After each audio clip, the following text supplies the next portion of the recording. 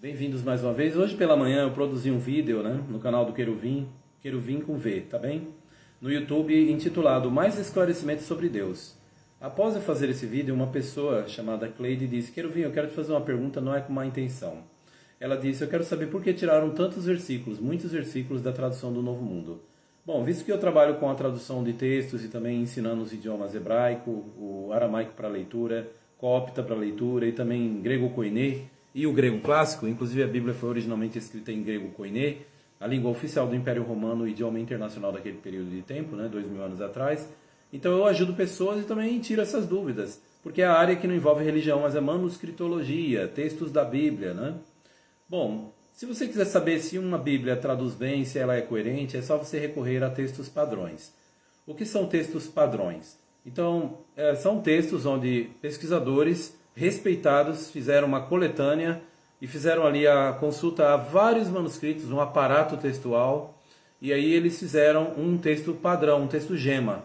De Mateus até Apocalipse, por exemplo, nós temos hoje um texto padrão, um texto que todo mundo tem que tirar dali para a sua língua, para a língua-alvo, e é o texto, por exemplo, da NA na 29ª edição. A NA 28 está disponível gratuitamente na internet.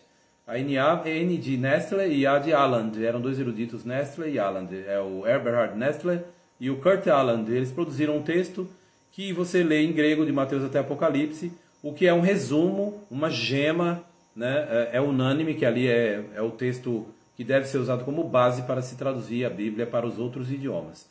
Nesse texto padrão, eles produziram esse texto padrão, mas tem outro texto padrão também. Tem o texto de Westcott Hort, 1881, que revolucionou a manuscritologia, a chamada crítica textual. Porque antes eles pegavam poucos manuscritos, e eram os principais conhecidos em grego, e eles iam e faziam uma Bíblia em inglês, por exemplo, que nem a King James Version, a versão Rei Jaime.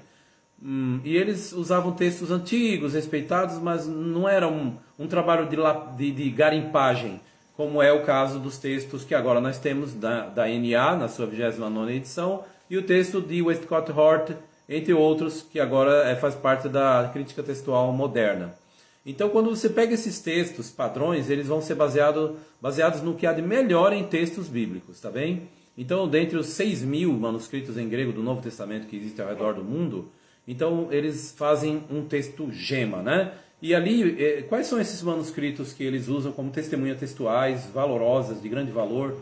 Veja bem, gente, nós temos textos que são valiosíssimos, porque são os mais antigos, perto do tempo dos apóstolos, ou mais perto, Antes do surgimento da Igreja Católica, antes do surgimento de grandes divisões teológicas, debates teológicos, do Concílio de Nicéia em 325, por exemplo.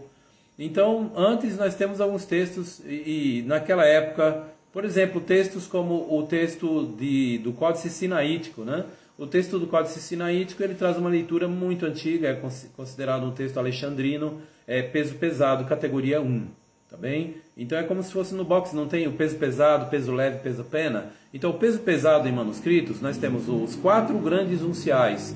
O Sinaítico, que é do ano 300 e pouco, Nós temos o Vaticanus, que é também datado ali do ano 300, nós temos Efraimi Rescriptus e o Alexandrino. Esses textos, esses 4, são todos escritos em grego com letras garrafais, é considerado uma cópia de textos mais antigos ainda, por causa da característica das letras e tal, a grafologia, que é o estudo das letras, e também outras características que eles analisam.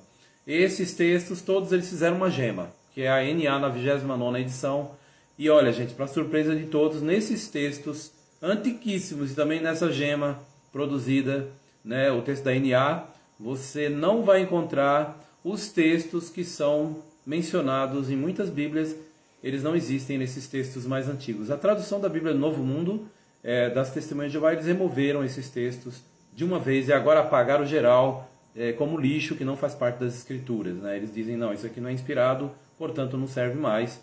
E será que eles estão errados? Realmente, se você pegar os mais antigos, peso pesados de manuscritologia, eu citei os 4 grandes unciais, realmente não vão encontrar essas passagens, de um modo geral não encontra-se. A crítica textual aguçada revela que foram acréscimos à palavra de Deus. Então eu posso citar aqui Mateus 17, 21, Mateus 18, 11, Mateus 23, 14, Marcos 7, 16, e assim vai. Marcos 9, 44 e 46 são textos que não ocorrem nenhuma palavra nos manuscritos mais antigos. Então, como é que foram aparecer esses textos na maioria das Bíblias, na maioria das versões do Novo Testamento da Bíblia? É porque, com o tempo, a Igreja Católica e outros tradutores e também copistas que copiavam os manuscritos, eles foram tomando liberdades. Copiaram uma passagem que tem em Mateus e falaram, vou colocar aqui. Aí colocaram em Marcos. E aí foram colocando enxertos que eles mesmos acharam que devia colocar, tomaram liberdades com o texto da Bíblia Sagrada. E quando foi passando o tempo, que chegou 1950, a tradução do Novo Mundo da Bíblia, ela é considerada pelo erudito Jason David Bedun, um pesquisador de manuscritologia e de grego, tradutor de grego. Ele, dando aula na Universidade de Indiana durante muito tempo, ele falou assim que a tradução do Novo Mundo da Bíblia é a mais exata. Ele se referiu à tradução do Novo Mundo de 1986, aquela RBI 8, a mais exata das versões comparadas. E nessa questão, realmente, esses textos não ocorrem nos mais antigos e respeitados manuscritos. Foram acréscimos indevidos feitos pelas pessoas que eram da igreja, das igrejas tradicionais durante os séculos, e eles cometeram esse erro. Então não é a tradução do Novo Mundo da Bíblia que adicionou ou tirou nada. Ela realmente é bem cuidadosa nisso, ela não tirou esses versículos que eu acabei de mencionar. Eles não se encontram nos manuscritos mais antigos. Por isso a tradução do Novo Mundo das Escrituras Sagradas possui um traço no lugar, né, nessas passagens que eu citei. Abra, por exemplo, Mateus 17:21, Marcos 9:44. Você não vai encontrar nada na tradução do Novo Mundo, mas um traço ali, um vazio, né? E eles não se encontram também em muitas traduções modernas. A New English Bible, a Bíblia de Jerusalém, várias versões vão apontar, esse texto não é parte do original, não aparece nos escritos do apóstolo João.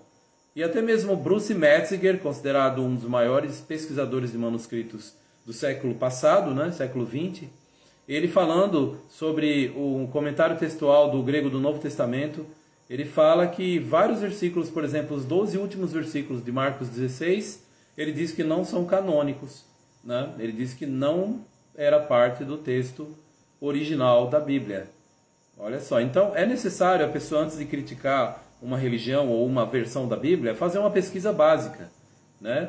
Por que nós temos que fazer assim? Porque é importante, né? Isso aí não envolve nem religião, é um assunto de manuscritologia. Porque, veja bem, gente, na Bíblia, lá em Salmos, no Salmos 34:13, fala do perigo que é línguas que falam enganos. Então, antes de você criticar uma versão da Bíblia ou a religião daquele povo, daquela versão, né?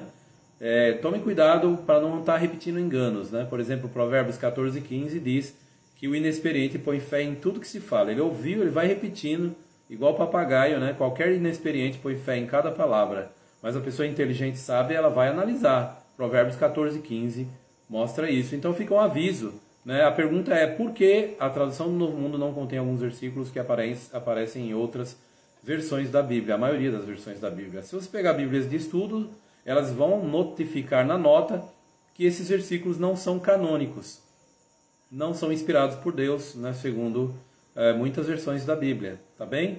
É bom sempre ter isso em mente.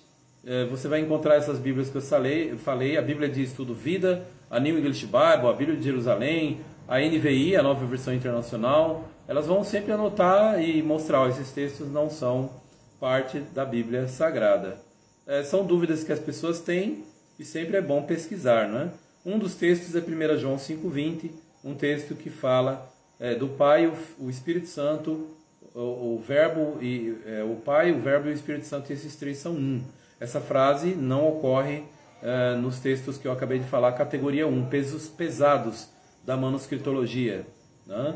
E hoje já sabemos que até aquele relato da mulher pega em adultério, o pericope da adúltera, né, a passagem da mulher pega em adultério, ela é criticada como não fazendo parte da Bíblia, até mesmo por um erudito trinitário, defensor da igreja evangélica e do ensino da Trindade, Daniel Wallace.